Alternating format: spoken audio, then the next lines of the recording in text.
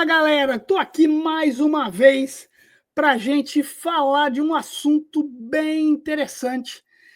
Eu divulguei recentemente no Risk News sobre uma nova medida que a gente vai entender não é tão nova assim, sobre o STF ter dado ganho de causa ou entendimento positivo para apreensão de documentações, carteira nacional de habilitação, passaporte, no caso de inadimplência. Quando eu olhei isso daí, vi que esse negócio não era tão básico assim, mas divulguei lá a matéria e agora trouxe aqui um especialista, meu grande advogado, né? Eu não pago nada para ele, graças a Deus, mas faço toda a promoção sempre que eu posso. Trouxe aqui o meu advogado, Dr. Leandro Alvarenga. Vamos falar sobre isso, mas antes roda a vinheta.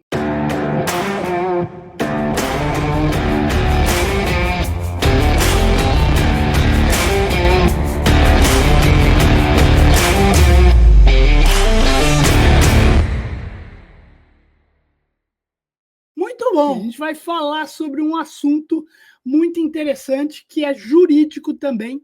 Antes disso, queria lembrar você que começou aqui comigo, curte o canal, compartilhe o vídeo. Se você ainda não é inscrito, se inscreve. Toda terça e quinta tem vídeo novo aqui no canal. Vamos ao tema, chamar aqui meu amigo elegante, Dr. Leandro Alvarenga. Doutor, mais uma vez, com a gravata vermelha aí para lembrar o São Paulo, né? Com certeza, vermelho, preto e branco. Isso aí, tá tricolor hoje, doutor. Parabéns. Muito bom. Doutor, obrigado mais uma vez pela tua presença aqui com a gente. Eu falo que agora eu tenho dois advogados, né? Tem o doutor Leandro, tem a doutora Roberta lá, que nós fizemos aquela tabela lá, foi muito legal. Então, pô, cara, é o meu apoio aqui no meu canal.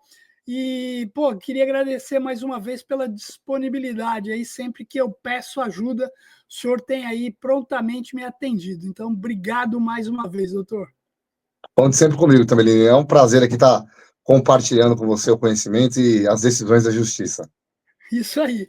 Doutor, a gente fez muito vídeo ano passado, um pouquinho, acho que esse ano também já fez, falando aí sobre inúmeras questões. Falamos da prescrição de dívida, falamos sobre o 0303 lá atrás, sobre um monte de coisa.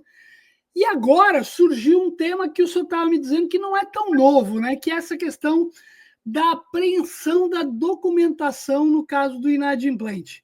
Conta para a gente um pouquinho dessa história toda, para a gente chegar aí ao ponto e entender o quanto isso pode ser ou não uma ação de cobrança, né? Para o credor que nos ouve aqui. Bom, Eduardo, como a gente estava conversando aqui fora do ar, né? Na verdade, essa discussão ela surgiu em 2023, quando o Partido dos Trabalhadores ele ingressou no Supremo Tribunal Federal com a DIN, né, 5941, né, que questionava a validade, a constitucionalidade ali do artigo 139, inciso 4 do Código de Processo Civil. O que acontece nesse artigo, né, também, para não ser tão técnico assim, ser mais simples para as pessoas entenderem? Ele entende, ele traz a possibilidade do juiz, quando estiver cumprindo uma decisão judicial, né, uma medida indutiva ali, ele possa criar medidas atípicas, não previstas no Código, né? Inclusive, ele permite, segundo o próprio artigo, a restrição de certos direitos do devedor, né? Respeitando, claro, os limites constitucionais e legais. Então, na verdade, o que acontece? O Código ele já traz uma série de possibilidades de coerção, né, para você receber aquela dívida. Então, você vai fazer a penhora da conta corrente, penhora de imóveis, de bens móveis, faturamento da empresa, uma série de medidas que você pode tomar ali para você ter o seu crédito recuperado. E quando começou essa discussão dessas medidas atípicas, alguns juízes começaram, em alguns estados específicos, a determinar a apreensão tanto do passaporte quanto da CNH, né, para exatamente coibir ali e colocar uma pressão maior sobre o devedor para que ele saudasse as suas dívidas, né. Então, o Partido dos Trabalhadores entrou com essa ação, o ministro Luiz Fux foi o relator desse processo, e aí teve o voto que a maioria acompanhou, né, teve uma pequena divergência só, mas o voto dele, do relator, foi o que prevaleceu, e ele falou exatamente isso, né, que atendendo certos requisitos, essa disposição era constitucional e julgou a ação ali interposta pelo PT ali improcedente e manteve a validade desse dispositivo, né? Então, basicamente, isso aconteceu em 2023. Só que o que aconteceu também, Lini? De 2023 para cá, né, durante vários processos, muitas vezes se questionava, né, o princípio da proporcionalidade, o princípio da jurisdição estatal, né, o desrespeito, que era desrespeito a direitos fundamentais como liberdade de locomoção, liberdade de trabalho, e aí esse caso chegou novamente ao Supremo Tribunal Federal, que mais uma vez ele falou que é válido o dispositivo, mas que não pode ser aplicado de qualquer jeito, né, tem que ser justificado, tem que se analisar o caso concreto, não é para toda situação de inadimplência, né, e que mais do que isso, que é mais importante, depende de uma decisão fundamentada de um juiz. Tá? Então, não é qualquer decisão. Então, quer dizer, eu tenho que tomar por base que, primeiro, isso é um processo de uma cobrança judicial, perfeito, doutor? Eu não posso abrir uma medida pedindo a apreensão do documento do cara sem uma cobrança jurídica efetiva. É mais do que isso, Mais do que também. isso. Além de ter uma cobrança jurídica, né, efetivamente ajuizada, uma ação de cobrança efetivamente ajuizada, né, seja cobrança, seja monitório, execução, busca e apreensão, qualquer uma delas aí que existe no nosso arcabouço jurídico, né, você tem que tentar os meios comuns primeiro. Então, você vai tentar bloquear a conta, localizar bens, né? E se eventualmente isso falhar e houver uma demonstração, que aqui que é importante, de má-fé do devedor, né? Não é só porque ele não está inadimplente, né? Você tem que mostrar que, por exemplo, vamos lá, o cara está me devendo R$1.000 aqui, mas tira a foto lá nas redes sociais dali em Cancún toda hora e não quer me pagar R$1.000. Como é que o cara vai para Cancún e não tem R$1.000 para me pagar? Né? Então vamos bloquear o passaporte dele, já que ele quer viajar, e depois ele me pagar, ele viaja. Né? É que a imprensa sempre faz um barulho, né? Que além do natural, né? Você pega uma matéria dessa, sai num jornal, o cara fala, meu Deus, né? O que tá, tudo bem. De certa forma, acaba sendo bom para o cara falar, pô, cara, agora eu vou ter meu documento também apreendido, deixa eu pagar minhas dívidas. Mas ninguém deixa de pagar simplesmente porque não quer, né? Eu sempre tenho aquela frase do o inadimplente, sua grande maioria, não é o picareta. Né? Então, eu quando vi a matéria, falei, esse negócio não é tão simples assim, não. E aí, pô, cara, quando eu falei, vamos bater um papo sobre isso, chamei o senhor prontamente aí atendeu. Mas interessante, quer dizer, não é uma situação normal que está disponível agora como uma ação de cobrança qualquer. Né? Principalmente que não é novidade isso.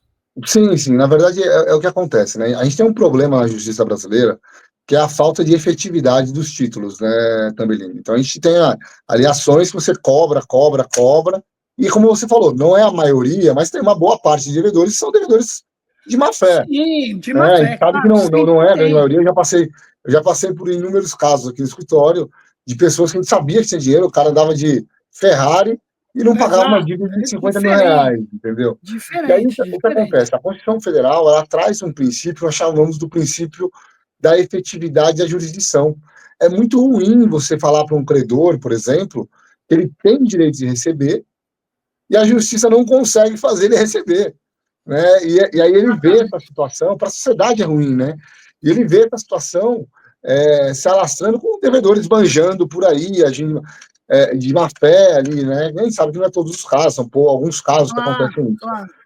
Então, a gente tem que assegurar que o judiciário tenha poderes para, nesses casos de abuso, né, que a sua decisão judicial seja respeitada, né, porque senão você tira a credibilidade do judiciário perante a sociedade. Né? E também que a sociedade seja respeitada como um todo, né? Você deve ter que pagar, não é? Você não pode viver como se nada devesse para todos, né?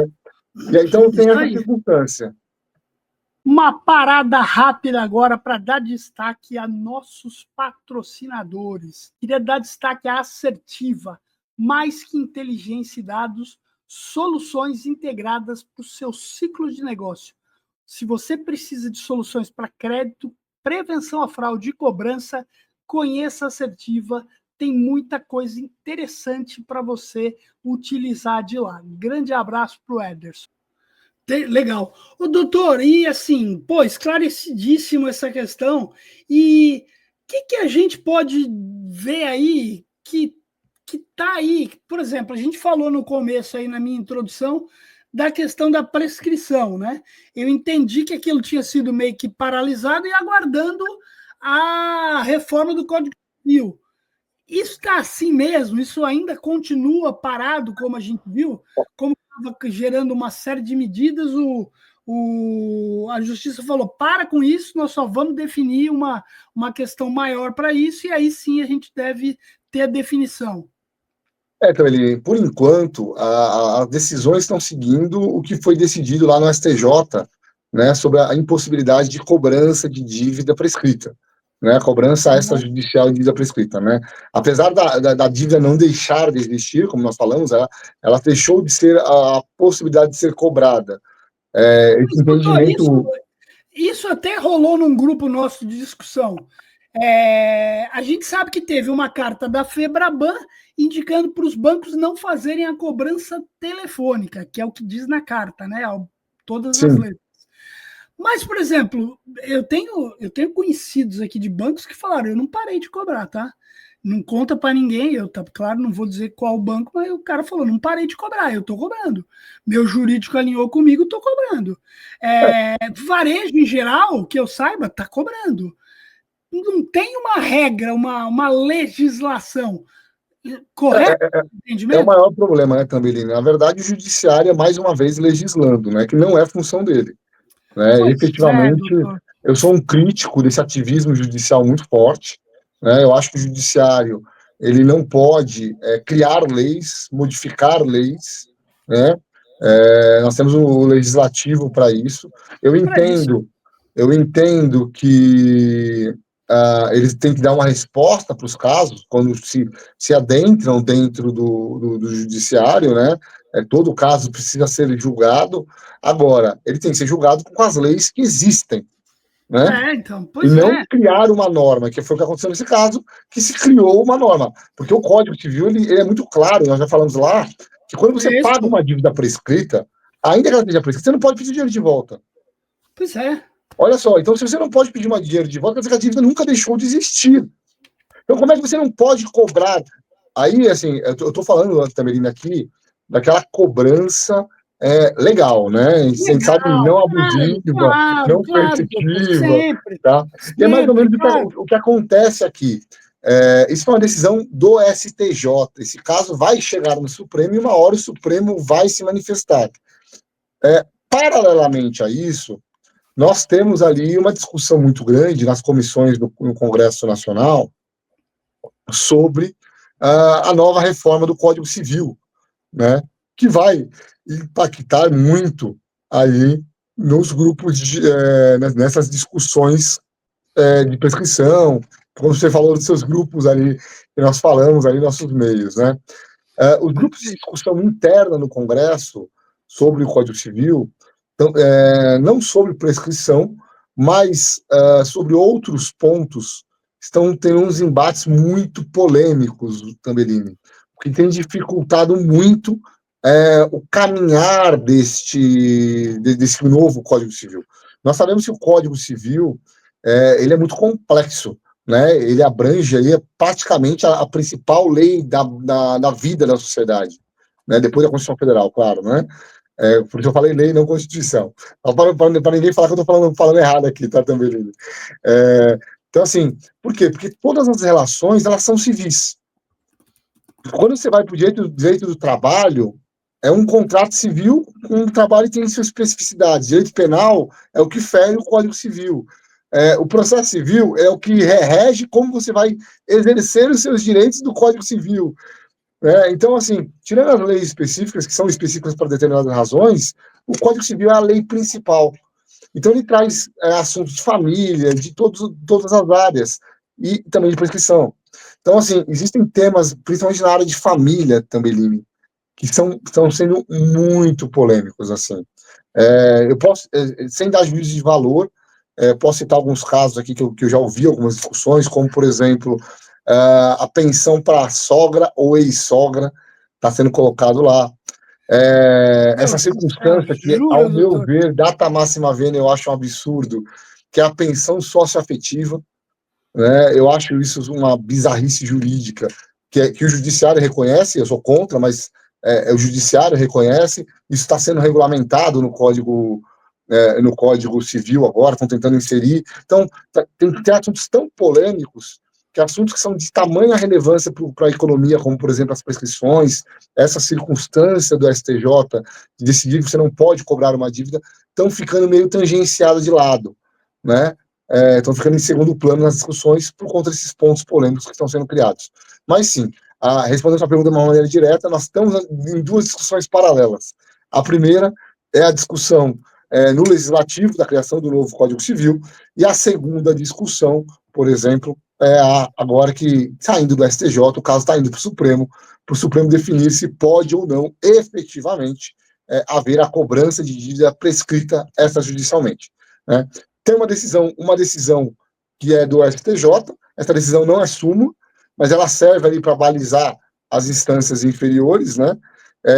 Efetivamente, quem faz essas cobranças, há um risco ali de ter que pagar a indenização se caso a pessoa ingressar em juízo, né? Se caso o juiz que receber esse processo usar o entendimento que foi colocado pelo STJ recentemente. Entendi. Bom, doutor, tem muita coisa aí, então, para acontecer, né? Sim, sim. O importante também é o seguinte, mesmo nesse caso que nós estamos falando aqui da apreensão de passaporte, eu acho o Judiciário e o Supremo Tribunal Federal, falando aqui das esferas cíveis, tá? Não vou falar da esfera criminal para não entrar em polêmica aqui. Ele tem agido com uma certa equidade, né? Porque ele tem trazido que as decisões elas têm que ser adequadas, né? Necessárias, mostrar a necessidade e proporcionais. Então, quando você fala, por exemplo, que você vai aprender a carteira de habilitação de uma pessoa, né, que foi inicialmente, ele fala o seguinte: olha, você tem que justificar por que é adequado aquilo, né? Você tem que mostrar e ter Porque como demonstrado. aquela situação do Uber, quer dizer, se eu prendo uma carteira de habilitação de um cara que é o trabalho dele, acabo com a renda dele, né? É aí que ela vai na proporcionalidade. Você não pode ferir direitos fundamentais básicos, e aí o direito de trabalho. Então, o cara é Uber, taxista, vamos dizer, o cara é piloto de avião, não pode ter o brevet dele, o cara é marinheiro, não pode ter autorização de navegação, porque assim, a gente fala de CNH, mas em tese, você pode ir para o brevet de piloto, você pode ir para navegação, né, para o jet ski, para moto aquática, né? Então, assim, então, o Supremo, nessas áreas cíveis, por mais que às vezes eu não concorde com as decisões dele, né, ele tem agido de uma maneira mais equitativa, mais equilibrada, e tem seguido basicamente a lei. É só nesses pontos mais polêmicos que ele resolve inventar e criar leis, né? E aí, infelizmente, isso está afetando ali os tribunais inferiores. Mas aí tem que lembrar o seguinte: quando a gente fala em direitos fundamentais, a gente está falando de liberdade de locomoção e direito de trabalho. O direito ao trabalho, da liberdade de locomoção, a gente tirando o passaporte, por exemplo, a gente está tirando a liberdade de locomoção da pessoa, né? Por quê? Porque ela não vai poder sair do país. Sem passaporte, você não sai do país, né? E não entra no outro país. Então, isso é uma grave restrição, dependendo da pessoa. Se o trabalho dela for internacional, talvez isso não se aplique a ela, né? Direito, como você bem colocou, o direito ao trabalho da pessoa, né? A pessoa é Uber, a pessoa é 99, para não fazer mexer só na Uber aqui, né? A pessoa é taxista, ela não pode ter carteira de trabalho, o CNH dela suspensa, né? Então, por isso que eles falam assim, a decisão ela é muito precisa quando ela fala disso, quando ela fala tem que respeitar, o juiz tem que justificar e respeitar a proporcionalidade, a razoabilidade e a dignidade da pessoa humana. Né? Então, eu acredito que isso vai chegar no Supremo Tribunal Federal, tá? Essa questão da prescrição também, tá? Como chegou essa questão do CNH, e lá eles vão tomar uma decisão enquanto o código não vir. Quando vier o código, essas decisões aí, elas vão ter que ser todas revistas. Elas vão voltar para a discussão na estaca zero, tá, Tambelino? Que Deus nos proteja, né, doutor? É bem isso mesmo, Tambelino. Espaço agora para os nossos patrocinadores. Queria falar da Uni. A Uni, mais do que tecnologia, somos um grupo de pessoas dedicadas. Inúmeras soluções, principalmente uma IA excepcional, uma IA que conversa, não é só digitalizada com digitação, e ela conversa e pode estar fazendo venda, cobrança, tudo aquilo que você precisa, pesquisa, tudo isso. A Uni é uma excelente alternativa, queria dar um destaque lá e mandar um grande abraço para o Paulo, grande amigo e parceiro. Porque não dá mais para chamar ninguém mais além de Deus, cara, não é fácil. Ô, doutor, e assim, tem mais algo aí que esteja no radar que vai explodir aí, que tem se discutido?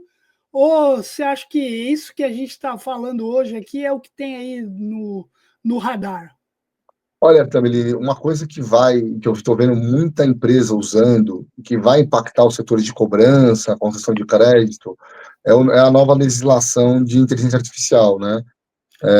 Perfeito. Eu participei dela na discussão no Senado, estamos agora acompanhando também de perto na Câmara dos Deputados. O deputado Hugo Mota, ele acabou de criar uma comissão de deputados, que em tese tem que entregar o relatório dia 20 de maio, né? Estamos acompanhando esse relatório, essa circunstância, mas as obrigações que estão sendo colocadas dentro desse PL, eles vão impactar significantemente ali os departamentos de cobrança, que usam o IA, né? Seja pelas obrigações de governança, seja pelos direitos que estão sendo instituídos, por exemplo, de revisão, de apuração, na hora da concessão do crédito.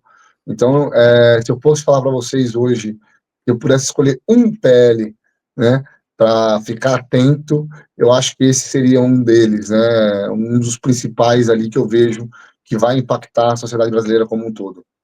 Porque a gente vê o quanto está crescendo já os serviços, né, de IA na cobrança, com chatbot, até robôs fazendo conversa mesmo, fazendo ofertas, né? Então, isso é algo que, pô, tem que ficar esperto, né? Porque Eu fui chamado esses dias para analisar uma IA exatamente que fazia isso, Camelinha. A pessoa entrava em contato e a IA já ia conversando com a pessoa e fazendo ali as proposições de parcelamento, de data, de forma, sem intervenção humana, né? Isso tem acontecido cada vez mais, mas eu queria até fazer um alerta aqui, né? A União Europeia, ela criou o IA Act, que é a Lei de Inteligência Artificial Europeia, né? E por conta disso, o custo de implementação da inteligência artificial foi muito grande para as pequenas e médias empresas.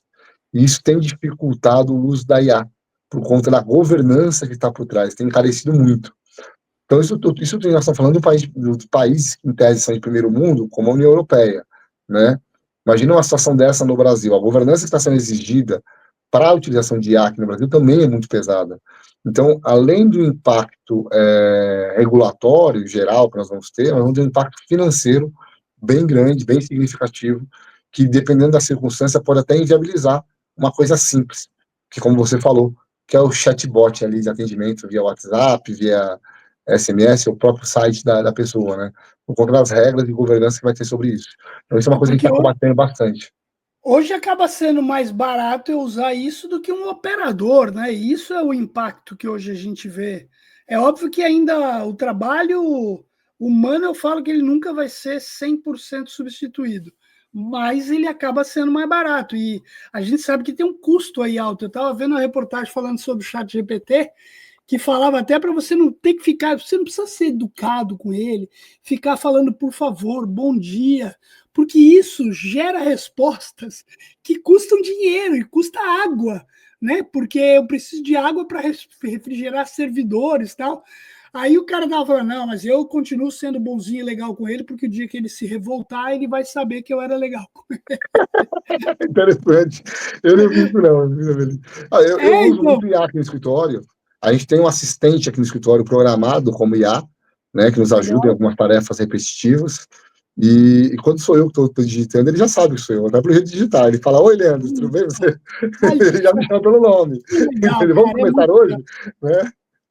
Não, e Então, eu tive uma experiência com o GPT agora há pouco, de um remédio que eu tive que tomar. E, cara, esse remédio é um remédio de limpeza de estômago, essas coisas, intestino. E aí eu, pô, fiquei preocupado. Falei, cara, será que vai me dar uma diarreia, né? Aí perguntei para o chat GPT, ele falou, olha, não, geralmente não causa, mas você tem prescrição médica para esse remédio? Ele me perguntou. Aí falou, não, eu tenho prescrição e tal. Aí falou, você já vai começar a tomar? Aí eu falei, não, então, é que a minha médica, ela me mandou aqui tomar na fase da Lua, sei lá, nem me lembro qual era a fase da Lua. E eu até falei, pô, deixa eu falar isso pro chat GPT, ver o que ele fala. Cara, a hora que eu dei o enter, ele respondeu para mim, eu não acreditei. Ele falou assim, nossa, adorei isso! Sua médica é muito interessante, porque a maioria dos médicos não levam essa questão em consideração, que é super relevante, bababá, cara, e me explicou. Eu fiquei perplexo, velho. Cada dia que passa eu fico mais, mais surpreso com as respostas da inteligência artificial, cara. É muito legal. eu tive um aluno esses dias, em aula também, que ele veio me perguntar, porque ele falou que ele ia numa consulta médica, ele tinha feito exames de sangue, e ele jogou no ChatGPT, pediu pro ChatGPT, falou, ó, isso aqui é sigiloso, você não compartilha com ninguém. Aí o ChatGPT pode deixar, que respondeu para ele, pode deixar que eu não vou compartilhar. Ele pediu, analisa meus exames aqui, porque eu tô com um tal sintoma. E o ChatGPT deu para ele, no final ele falou, olha, isso aqui é uma análise, mas procure um médico, porque o médico te oriente. Sempre, sempre ele Ele falou fala que isso. ele foi no médico, levou os exames, o médico falou exatamente a mesma coisa. E até o Então, tratamento, assim, sem medicação do ChatGPT, mas até o tratamento que o GPT colocou para ele como sugestivo, mas ele não colocou medicação. Ele falou assim: ó, você precisa tomar mais vitamina D, você precisa tomar mais não sei o quê. E o médico falou exatamente a mesma coisa para ele.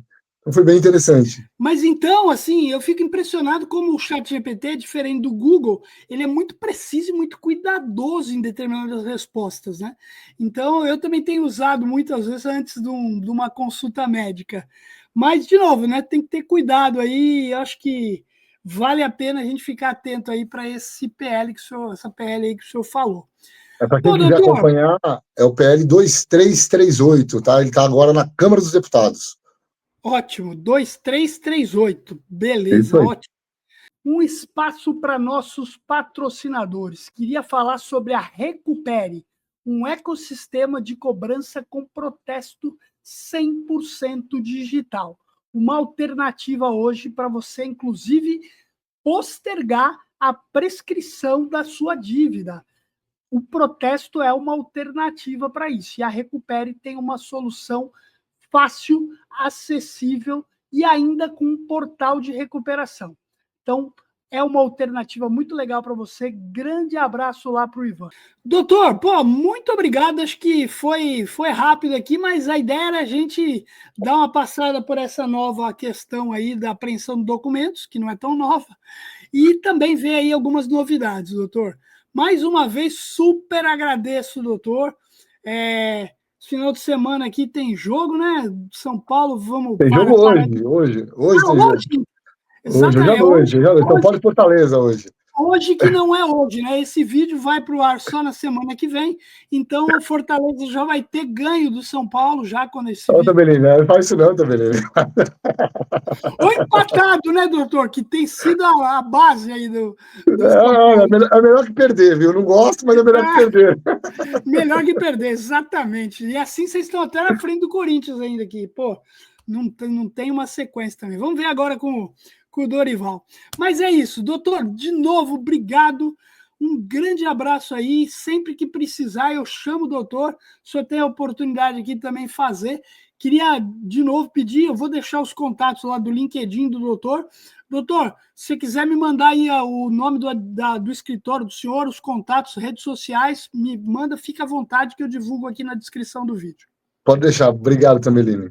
Mais uma vez, obrigado, grande abraço. Galera, grande abraço, se está comigo até agora, curte o canal, compartilha, muito conteúdo sempre aqui.